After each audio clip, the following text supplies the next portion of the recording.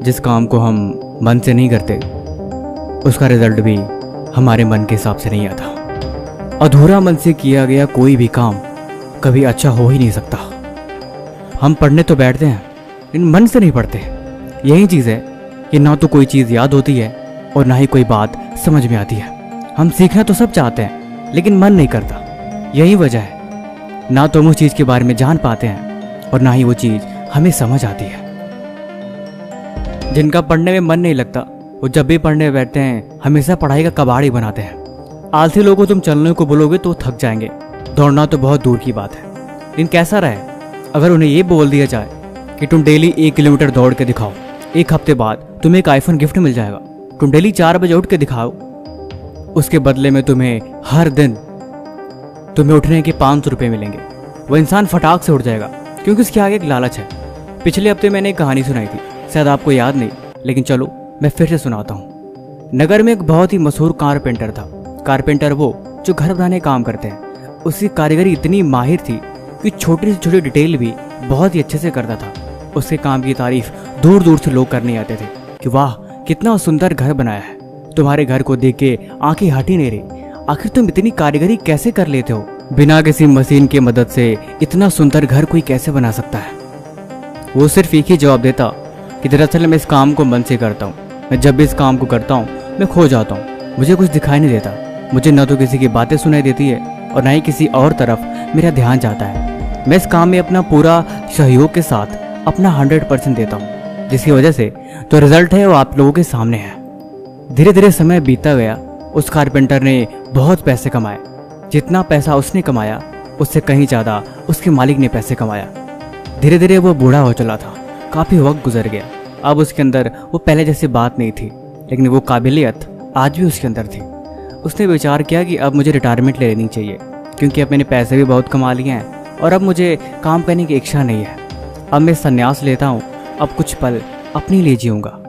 उसके मन में विचार आया और अगले दिन वो अपने मालिक के पास गया और बोला, मालिक दरअसल मैं इस काम को छोड़ना चाहता हूँ। मैं चाहता हूँ कि अब मैं कुछ वक्त ज़िंदगी के आखिरी पल अपने लिए जीऊँ, इसीलिए अब मैं रिटायर होना चाहता हूँ। मालिक ने तो कुछ नहीं बोला, लेकिन मालिक को चिंता सताने लगी। अब ऐसा मालिक भला कौन चाहेगा कि उसके यहाँ का एक मशहूर कारपेंटर काम छोड़ के चला जाए? उसका तो धंधा ही ठप हो जाएगा। लेकिन फिर भी उसने बचपन से उनके यहाँ काम किया था, ना चाहते हुए भी मना नहीं कर सका। उसने बोला, ठीक है तुम जाओ, इसके बारे में कल बात करते हैं। तो उसने बोला, ठीक है मालिक, इसके बारे में आप विचार करके मुझे ज़रूर बताइएगा। अगले दिन सुबह वो कारपेंटर फिर से उठा और काम पे चला गया। मालिक से पूछा कि मैंने कल आपसे रिटायरमेंट की बात करी थी, इसके बारे में आपने क्या विचार किया? मालिक बोले, ठीक है तुम रिटायर हो जाओ, लेकिन मेरी एक आखिरी इच्छा ये है कि मैं चाहता हूँ कि तुम अपनी ज़िंदगी का आखिरी घर तुम मुझे बना के दो। कारपेंटर को मन ही मन बड़ा गुस्सा सा आया कि आज मेरे रिटायरमेंट के दिन है और आज मुझे विदाई देनी चाहिए और इसने मुझे एक और काम दे दिया। लेकिन खैर, अब मालिक ने बोला और वो भी दिन के आखिरी वाले, फिर तो करना ही था।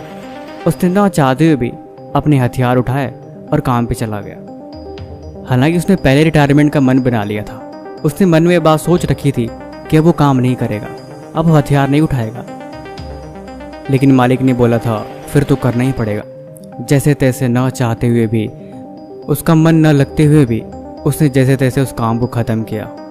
शाम तक मालिक के यहाँ गया और बोला, मालिक आपका आखिरी घर तैयार हो गया है, अब बताइए अब मेरे लिए क्या आ गया है? मालिक बोले, दरअसल मैं तुम्हें सरप्राइज़ देना चाहता था। उसने बोला, सरप्राइज़? कैसा सरप्राइज़? उसने बताया कि दरअसल मैं तुम्हें घर गिफ्ट में देना चाहता था, इसलिए मैंने सोचा कि तुम अपने जीवन का आखिरी घर सुंदर सा बनाओ और उस घर को मैं तुम्हें गिफ्ट दूँ।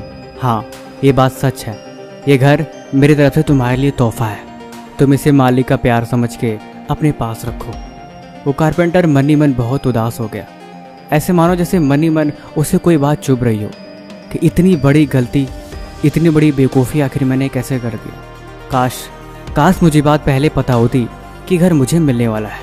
मैं अपनी पूरी ज़िंदगी की तजुर्बा और पूरी ज़िंदगी की अच्छाई इस घर में लगा के इस घर को सबसे सुंदर बनाता। मेरी उस कारीगरी का लोग इतना तारीफ़ करते हैं, तो मैं भला अपने लिए इतना गंदा घर कैसे बना सकता हूँ? काश ये बात मुझे पहले पता होती, या फिर काश इस घर को भी मैंने अपने मन और काबिलियत के साथ इसमें पूरा ध्यान देके बनाता तो शायद आज मैं उदास नहीं होता। लेकिन खैर, उसे अपने किए का पछतावा हुआ। ये कहानी छोटी सी है लेकिन सबक बहुत बड़ा। देखो, जीवन में एक बात हमेशा याद रखना, वो एक कहावत है ना कि किसी काम को करो तो मन से करो या तो उसे करो मत। क्योंकि जब हम किसी काम को मन से करते हैं तो उस काम में अपनी सारी इच्छाएं, अपनी सारी कोशिश, हम कोशिश करते हैं कि जितना अच्छा से अच्छा हो सके, जितना बेहतर से बेहतर हो सके, हम उस काम को करके दें। क्योंकि हम उस काम में अपना 100% देते हैं। और जब हम किसी काम में अपना 100% देते हैं तो उसका रिजल्ट हमेशा अच्छा ही होता है। कहते हैं जल्दी है काम शैतान का। उस कारपेंटर ने घर तो बनाया था, लेकिन उसको देख के लग रहा था जैसे मानो कि किसी बच्चे ने बनाया हो, किसी नौसिखिया ने हाल में ही सीख के उस घर को बनाया।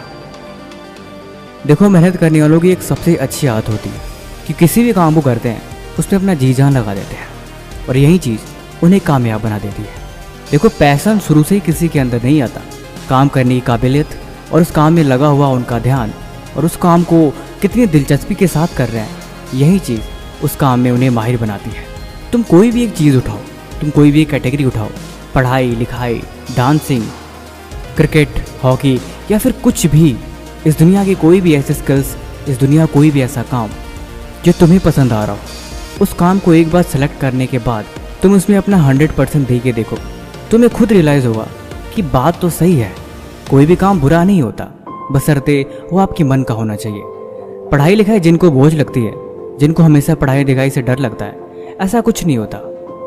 देखो, ये बात शायद सच है कि ज़िंदगी में पढ़ाई लिखाई सब कुछ नहीं है। कामयाब होने के लिए इंसान के पास और भी बहुत सारे ऑप्शंस हैं, लेकिन ये बात भी हमें माननी चाहिए कि इस दुनिया में कोई भी ऐसा ऑप्शन नहीं जो बिना मेहनत के मिलता हो।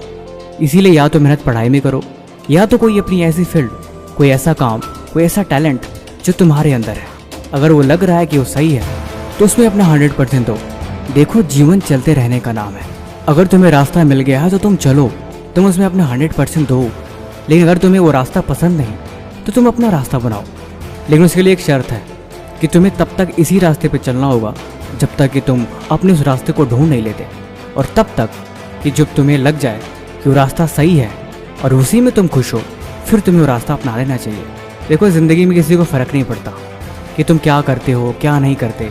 अगर तुम कामयाब हो और तुम्हारी कामयाबी का रास्ता लोगों की भलाई के लिए है, फिर तुम्हें चाहिए कि तुम जी जान लगा के उसमें मेहनत करो।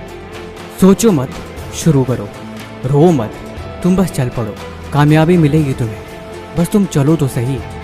सपने होंगे साकार, बस तुम आगे बढ़ो तो सही।